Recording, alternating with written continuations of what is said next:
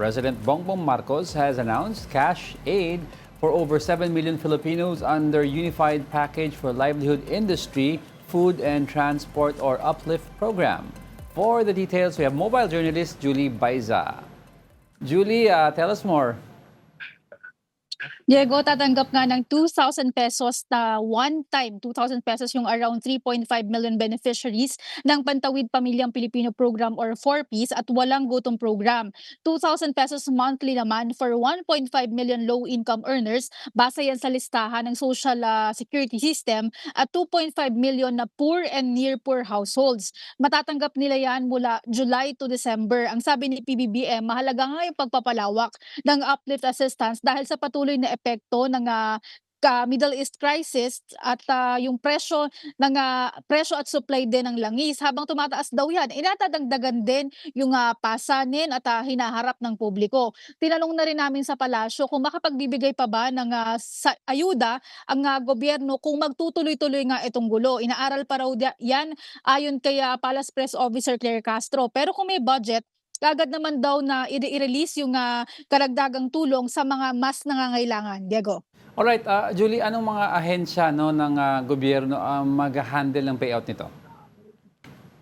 Sa ngayon ang alam natin ng DSWD pa rin yung mangunguna sa pag-handle ng payout. Nangako nga ang Pangulo na maipamamahagi yan ng mabilis at maayos sa mga benepisyaryo. Inaabangan natin ano yung magiging anunsyo ng DSWD tungkol nga sa payout, yung scheduling at kung paano ito makukuha kasi una, magkaiba yung isa one-time 2,000 pesos pero yung other beneficiaries ay 2,000 monthly. Ang sabi din ni PBBM, gagamit na rin daw ng mga online or yung through mga payment centers, hindi na lang cash yung matatanggap nila, pwede na rin pumasok. For example, sa mga bangko or e-wallet. So, yan pa rin yung aabangan natin. Paano yung magiging sistema na ipatutupad ng DSWD. Alright, speaking of PBBM, kamusta naman ang working visit niya sa Singapore so far?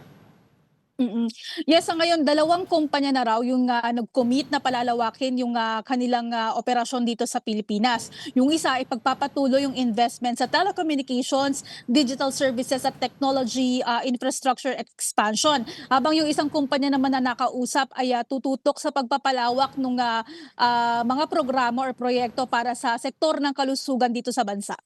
May mga bilateral agreements ba or mga memorandums of understanding na ma-expect natin na mapirmahan during the visit or mga puro exploratory lang to?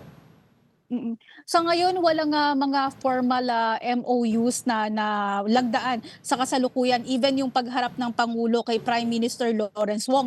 Pero may mga verbal commitment naman na pagpapalawak nga ng trade at investment ng Pilipinas at Singapore. Sa meeting din kay Wong, binati niya ang Pilipinas sa pag-angat bilang upper middle income country. Ang sabi ni Prime Minister Wong, nakikita raw yung matatag na pag-unlad ng bansa sa gitna ng mga hamon or problema gaya nga dito sa Middle East. Alright, Julie, let's move on naman to yung impeachment. Anong reaction ngayon ng palasyo sa yung defense team regarding yung stance nila on the opening of our financial records? Kasi I understand parang pinapalabas si PBBM ang may huling say dito. Una, 2 yung sinabi ng palasyo. Yung inaasahan daw sa mga susunod pa na or sa ongoing trial, mawala daw yung drama, walang pagtatago ng katotohanan at walang pag-iwas sa issue pagdating nga dito sa mga kinahaharap na hamon or issue sa impeachment trial. Ang gusto lang daw ng palasyo, lumabas yung katotohanan. Doon nga sa nasabi ni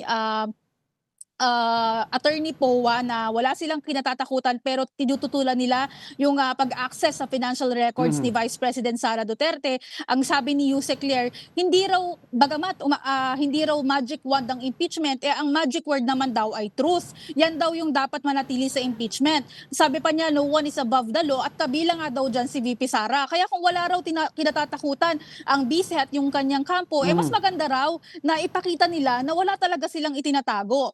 Ang tinanong pa ni Castro kung meron na daw bang nakitang Duterte na nag-sign ng waiver, baka daw magkaroon ng pukpukan ng bike kung ganoon. Isa pa sa sinabi ni sinagot ni Castro yung nabanggit naman ni Senators Alan Peter Cayetano at ni Senadora Pia Cayetano na planong investigasyon ng NBI sa 2019 Mhm. SEA Games ay layunin daw na i-intimidate lang yung mga senator judges. Ang sabi ni Castro kanina, una, mandato naman daw talaga ng NBI na mag-imbestiga at hindi na sila kailangang utusan pa ng Pangulo. Mhm. Trabaho daw yan not just ng NBI pero ng other law enforcement agencies gaya ng PNP or ng DOJ. Yeah. Kaya nag-ugat din naman daw yung investigasyon or yung anunsyo ng investigasyon ni Director Matibag dahil may nakarating sa kanya or may nagsabi nga nung umano'y korupsyon na nangyari noong SEA Games. Kaya ang gusto daw ba ng mga senador ay ipagsawalang bahala na lamang yan Yes. dahil kung ang NBI ang tatanungin, mas mabuti nga daw talaga na maimbestigahan. I wanted to ask you about that kasi may mga, napansin ng ibang mga legal experts in the last few weeks. May mga insinuations daw mula sa direksyon ng defense team, pati sa mga several questioning of Duterte allies, na parang papunta yung defense nitong sa grave threats, papunta sa parang hindi fair ang gobyerno per se, bias daw ang NBI. Nag-comment na ba ang palasyo dyan or si Yusek Claire na parang ang tilang concerted effort ng gobyerno para ipitit si VP Sara? Mm, mm.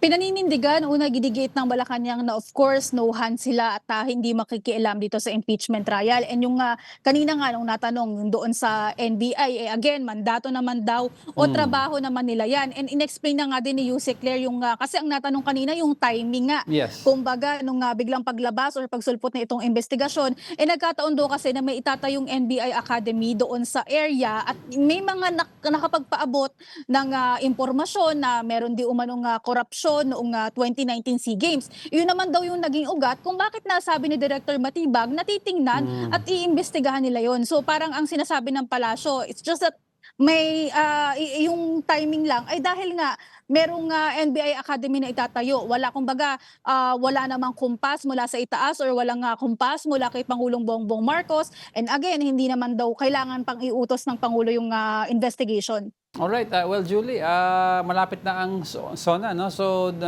kahit papaano, alam natin madaming ginagawa ang Palas, ang Pangulo, but do you see them now preparing diligently for the SONA? Ang PCO kagaya naman daw nung mga nagdaang taon kasi taon-taon ito lang din naman ang preparations nila, no. So wala naman daw bago doon sa ginagawa. Si Pangulong Bongbong Marcos naman tinatapos na daw yung pagsusulat ng kanyang SONA speech. Hindi nga lang nagpatikim kumbaga si Yusek Claire kung ano ba yung magiging nilalaman kasi ayaw daw niyang pangunahan ang Pangulo.